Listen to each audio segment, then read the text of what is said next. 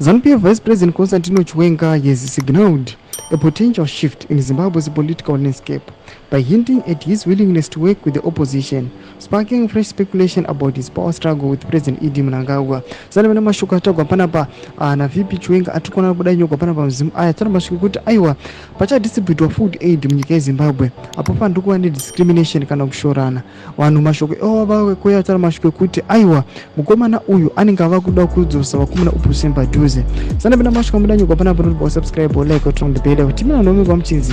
At the event, Chiwenga emphasized the importance of inclusivity in government projects and aid distribution, particularly in light of the ongoing drought crisis gripping the Southern Africa region.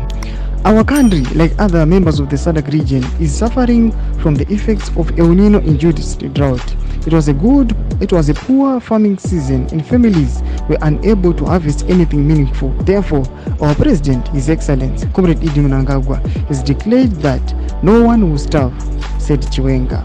As we distribute food aid, there should be no discrimination among political lines.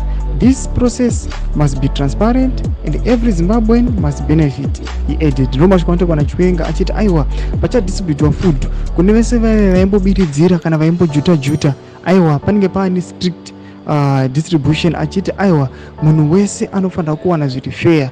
Zvatiri kuona mashoko aya akubuda vanhu vachiona as if aiwa conclude kwada kuita avada kuisa common opposition mudhuze. Tutse mafungiro enyu muri kudipa musoro pechitiko ichi muna comment section medu. Subscribe or like, turn on the bell icon.